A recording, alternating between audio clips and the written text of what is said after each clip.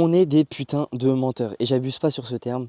C'est important pour moi de faire cette vidéo parce que je viens tout juste de sortir d'une première séance avec une entrepreneuse que j'accompagne. Et c'est assez hallucinant parce que ça revient à chaque fois, cette notion. Pour vous expliquer un petit peu, c'est une entrepreneuse que j'accompagne qui s'est reconnue dans un de mes posts LinkedIn où je parlais de mon impuissance, dans lequel j'ai grandi beaucoup avec ce sentiment d'impuissance profond. Et cette personne, elle me disait, bah, Rafa, en fait, j'ai la sensation, il y avait ce discours interne qui tournait au fond d'elle de j'ai la sensation de ne pas avancer aussi vite que je le voudrais, de jouer petit. Je sens que je suis capable de plus et pour autant j'ai du mal à faire augmenter mon chiffre d'affaires. Et en fait, ça m'énerve, je me sens vraiment impuissante.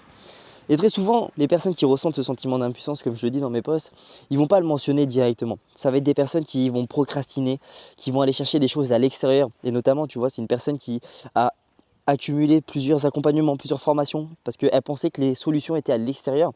Et, et très rapidement, en fait, dans le coaching, j'ai compris que c'était une personne qui s'auto-sabotait de par l'histoire qu'elle se racontait vis-à-vis d'elle-même. Sauf qu'on lui avait jamais dit, et elle ne se l'est jamais accordé à elle-même, parce que très rapidement, en lui posant des questions, en allant voir ce qu'elle s'est enregistré émotionnellement au fond d'elle, c'est une personne qui a grandi avec ce sentiment d'impuissance, qui, dans toutes ses actions qu'elle met en place, se raconte l'histoire de je ne suis pas quelqu'un d'assez, je ne suis pas assez légitime dans ma manière d'amener mon entreprise là-bas.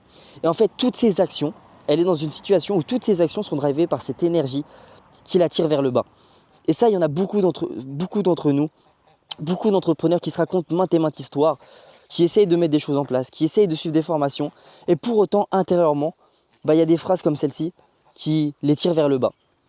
Et en fait, tant que tu ne vas pas revisiter cette notion d'impuissance que tu as ressentie peut-être il y a des années en arrière, et c'est ce que j'ai fait avec la coachée, tu seras continuellement drivé par une énergie dans laquelle tu vas mettre des actions sans forcément y croire.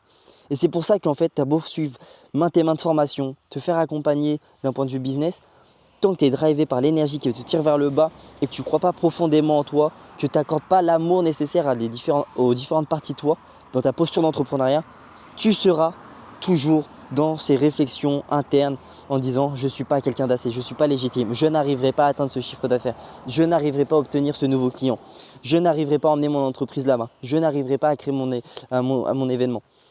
Et tant que tu te racontes ces histoires et que tu ne vas pas les revisiter, tu verras que tu vas galérer. Et oui, c'est facile d'aller chercher des solutions à l'extérieur. Oui, c'est plus facile parce que ça évite de se confronter à soi-même.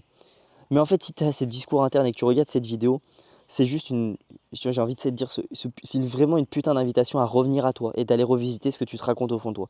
Parce que ce que tu te racontes au fond de toi, les voix là qui te disent que tu n'es pas assez, que tu n'es pas assez légitime, que tu n'y arriveras pas, ne sont pas là pour te servir. Et il y a un autre monde dans lequel où tu peux continuellement changer ta posture avec des histoires qui vont t'apporter la sérénité, la certitude, l'amour nécessaire pour aller où tu as envie d'aller. Mais tant que tu ne te confrontes pas à toi-même, tant que tu ne te mets pas face à un miroir avec quelqu'un qui te pose les bonnes questions, je te promets que ça peut durer 6 à 7 mois. Et j'en ai vu des personnes avec qui j'échange et qui 6 à 7 mois, même un an des fois, qui reviennent vers moi en disant en fait, je ne comprends pas, tu vois, j'ai toujours ce discours interne, j'ai réussi à avoir un peu de résultats. En fait, ça avance pas vite. Ouais, mais pourquoi?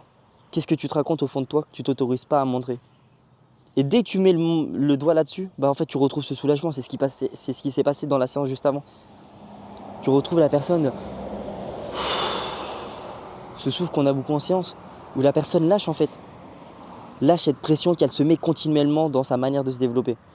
Donc si tu as regardé cette vidéo, c'est vraiment une invitation à être honnête avec toi. Et si tu te racontes ces phrases, à potentiellement m'envoyer un message et de me dire où est-ce qu'aujourd'hui tu as la sensation de ressentir de l'impuissance. Et même si tu ne le vois pas comme de l'impuissance, d'être honnête avec toi en disant en fait là vraiment j'ai la sensation de procrastiner, de fuir quelque chose. Je me vois repousser plein de choses, je me vois m'auto-saboter, je me vois me répéter des phrases qui ne me servent pas. Et là j'en ai marre, j'ai vraiment envie de changer, j'ai envie de revenir à moi et reprendre un certain niveau de certitude. Parce que c'est ce qui va te permettre d'aller vers ce qui est important pour toi, d'aller chercher cet objectif d'un point de vue business, d'un point de vue personnel, peu importe. Et vraiment mets de la valeur sur cette vidéo s'il te plaît.